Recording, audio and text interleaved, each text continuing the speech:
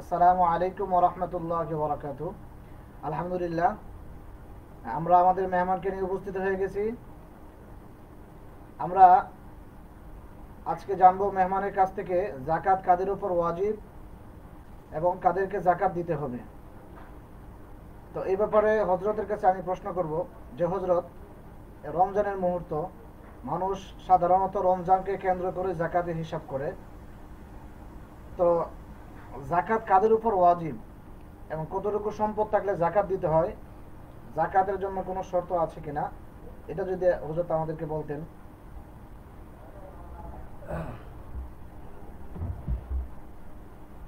নাহমাদুহু ওয়া নুসাল্লি আলা রাসূলিহিল কারীম, আম্মা বাদ। আলহামদুলিল্লাহ, আল্লাহ পাকের লাখ কোটি শুকরিয়া যে আল্লাহ পাক আমাদেরকে এই একটি ইসলামিক লাইভ অনুষ্ঠানে অংশগ্রহণ করার তৌফিক দান করলেন। সেজন্য আমি আল্লাহ দরবারে শুকরিয়া আদায় করছি, আলহামদুলিল্লাহ। সাথে সাথে আমি আন্তরিক মুবারকবাদ জানাচ্ছি হাফেজ মাওলানা মুফতি আলী আকবর সাহেব দামাত বারাকাতুহুম আলিয়াকে, যিনি আজকে ওনার লাইভ অনুষ্ঠানে আমাকে আমন্ত্রিত করেছেন। সেই জন্য আমি ওনাকে আন্তরিক মুবারকবাদ জানাচ্ছি। পাশাপাশি আজকে এই লাইভ অনুষ্ঠানের শ্রোতা মণ্ডলী যারা আছেন, দেখছেন বা পরবর্তী সময়ে দেখবেন, তাদেরকেও আমি আমার অন্তরের অন্তঃস্থল থেকে আন্তরিক শুভেচ্ছা এবং অভিনন্দন জানাচ্ছি। তো মুহতারাম আমাকে প্রশ্ন করেছেন যাকাত কাদের উপর ফরজ। তো সম্মানিত শ্রোতা মণ্ডলী, আমাদের এটা সকলের জানা, ইসলামের ভিত্তি 5টি জিনিসের উপর রাখা হয়েছে। একটি হলো কালিমা, নামাজ, রোজা, হজ, যাকাত। এই 5টার মধ্যে অন্যতম হলো যাকাত। এই যাকাত কাদের উপর ফরজ, যাকাত কাদের উপর ফরজ বা কাদের উপর ওয়াজিব, যে কেউ কি যাকাত দিতে পারবে? তো আসেন এই বিষয়টা আপনাদের সম্মুখে আলোচনা করি। তো যাকাত ফরজ হলো যদি কারোর মধ্যে 5টি শর্ত পাওয়া যায়, তাহলে ওই ব্যক্তিকে যাকাত প্রদান করতে হবে, যাকাত দিতে হবে। তার মধ্যে 1 নম্বর শর্ত হলো নিসাবের মালিক হতে হবে।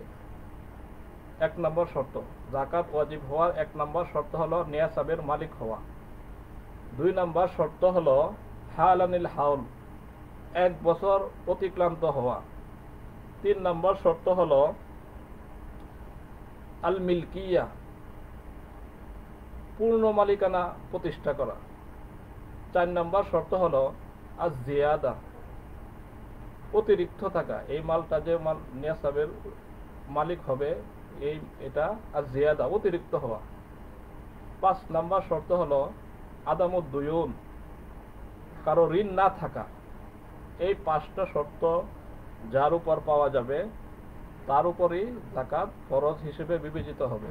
তো সম্মানিত দর্শক মণ্ডলী, আমাদের এই 5টা বিষয় একটু বিস্তারিত সহকারে জেনে নিলে একটু ভালো হয়। তো 1 নম্বর শর্ত হলো নিসাবের মালিক হওয়া। তো এখন আমাদেরকে জানতে হবে নিসাব কি। নিসাব হলো শরীয়ত কর্তৃক নির্ধারিত একটা পরিমাণ, আর এই পরিমাণটা 2টা জিনিসের উপর প্রয়োগ হয়। একটা হলো স্বর্ণ আর একটা হলো রূপ্য। তো স্বর্ণ পরিমাণ কতটুকু? স্বর্ণ হলো 7.5 ভরি স্বর্ণ, আর রূপ্য হলো 52.5 তোলা রূপ্য। এটার কেউ যদি মালিকানা প্রতিষ্ঠা করে তাহলে তার উপর যাকাত ওয়াজিব হবে। তো আমরা জেনে নেই, এখানে একটা লক্ষণীয় বিষয়, 7.5 ভরি স্বর্ণ যদি আমরা গ্রাম হিসেবে নির্ধারণ করি, তাহলে বর্তমানে 7.5 ভরি স্বর্ণ গ্রাম হিসেবে আসে হলো 85 গ্রাম স্বর্ণ আসবে। আর 52.5 তোলা রূপা যদি আমরা গ্রাম হিসেবে নির্ধারণ করি, তাহলে 595 গ্রাম আসবে। তো 595 গ্রাম রূপার মূল্য হলো বর্তমান বাজার নির্ধারণ হিসেবে 50 থেকে 52 হাজার টাকা। আবার এদিক দিয়ে 7.5 ভরি স্বর্ণের দাম হলো প্রায় 4 লাখ 4.5 লাখ টাকার মতো। তো এখানে দেখার বিষয় হলো আমরা কোনটা নির্ধারণ করব, স্বর্ণ হিসেবে আমরা কি যাকাত প্রদান করব না রূপার হিসেবে আমরা যাকাত প্রদান করব। তো এই বিষয়টা অনেকে জনমনে একটা প্রশ্ন উত্থাপিত হয় যে কোনটা আমরা নির্ধারণ করব। তো এই ক্ষেত্রে দুইটা মতামত পাওয়া যায়। একটা হলো আমাদেরকে স্বর্ণের নেশাবটাই আমাদেরকে গ্রহণ করতে হবে। যারা বলেন স্বর্ণের নেশাবটা গ্রহণ করতে হবে তাদের সপক্ষে দলিল হলো তারা বলেন যে যাকাতটা তো মূলত তুখাযু মিন আগনিয়াইহিম, এটা ধনাঢ্যদের থেকে নেওয়া হবে, অতুরাদ্দু আলা ফুকারাইহিম, এবং এটা দরিদ্র ব্যক্তিদেরকে এটা দেওয়া হবে। এক, তাদের সপক্ষে 1 নম্বর দলিল। 2 নম্বর দলিল হলো রাসূল আকরাম সাল্লাল্লাহু আলাইহি ওয়াসাল্লামের যুগে স্বর্ণ এবং রূপার মান একই পর্যায়ে ছিল, এটা কোনো সমপর্যায়ে ছিল। পরবর্তী সময়ে এটা স্বর্ণের দামটা হয়েছে, বর্ধিত হয়েছে, রূপার দামটা এখন কমে গেছে, এরকম হয়েছে। তো তাদের দলিল হলো এইটা। আর আরেকটা মত হলো আমাদেরকে রূপারটা গ্রহণ করতে হবে। রূপারটা কেন গ্রহণ করতে হবে? কারণ রূপারটা গ্রহণ করলে এখানে দাতা এবং গ্রহীতা উভয়জনের উপকারিতা বেশি পাওয়া যায়। কারণ 50,000 টাকার মালিক যদি আমরা রূপার নেশাব ধরি 52.5 তোলা রূপার হিসাবে নির্ধারণ করে এটা যদি আমরা গ্রহণ করি তাহলে যাকাত দাতার সংখ্যা এটা ব্যাপক হারে বেড়ে যাবে এবং গ্রহীতারাও এটা গ্রহণ করবে এবং তাদের উপকারিতাও বেশি হবে। এটা হলো তাদের একটা অভিমত যে যাকাত রূপারটা গ্রহণ করে উপকার বেশি। এটা কার উপকার? দাতার উপকার কি? কারণ তিনি আখিরাতে সব পাবেন, সব পাবেন, পাহাড় সম পরিমাণ সব, এটা তার আমলনামায় ফিরে আসবে, এটা তার একটা সব, দাতার সব হলো এটা। আর গ্রহীতার সব কি? গ্রহীতার সব হলো তার দারিদ্র্য বিমোচন হবে, তার অভাব অনটন দূর হবে এবং পুরা একটা দেশের মধ্যে যদি আমরা রূপারটা গ্রহণ করি তাহলে দারিদ্র্য বিমোচন এটা খুব তাড়াতাড়ি হবে এবং সচ্ছলতার দিকে খুব দ্রুত এগিয়ে যেতে পারবো যদি আমরা রূপার নেশাবটা যদি আমরা গ্রহণ করি। তো দুটোটাই গ্রহণ করা যায়, গবেষণার আলোকে পাওয়া যায় দুটোটাই গ্রহণ করা যায়, রূপা এবং স্বর্ণ উভয়টাই। তো উপকার বেশি যেহেতু রূপারটাই, যে এই ক্ষেত্রে আমরা রূপারটা গ্রহণ করতে পারি, এটার মধ্যে উপকার বেশি। তো যাকাত ফরজ হওয়ার জন্য 5টা শর্ত, তার মধ্যে 1 নাম্বার বলছিলাম নিয়াসাবের মালিক হওয়া। নিয়াসাবটা আমরা একটু বিস্তারিত সহকারে জানলাম। দ্বিতীয় শর্ত হলে হালানিল হাউল, আল্লাহ পাক যদি আমাদেরকে এই 7.5 ভরি স্বর্ণ বা 52.5 তোলা রূপার মালিক আমাকে বা আপনাদেরকে আল্লাহ তাআলা বানান, তখন থেকে যেদিন থেকে আমরা এই মালিকানাটা লাভ করব সেদিন থেকে এটা আমরা একটা আমাদের খাতায় একটা হিসাবে লিখে রাখবো। তখন থেকে এটা 1 বছর অতিবাহিত হতে হবে, অতিবাহিত হইলেই যাকাত ফরজ হবে। এটা হলো 2 নম্বর শর্ত। 3 নম্বর শর্ত হলো আল মিলকিয়া, এটা পূর্ণ মালিকানায় থাকতে হবে। এমন না যে একজন আমার কাছে 5 লক্ষ টাকা আমানত রাখলো, তার উপর যাকাত কিন্তু হবে না, ওয়াজিব হবে না, কারণ এটা পূর্ণ মালিকানা তার মধ্যে নাই। এজন্য 3 নম্বর শর্ত হলো আল মিলকিয়া, পুরা মালিকানায় থাকতে হবে।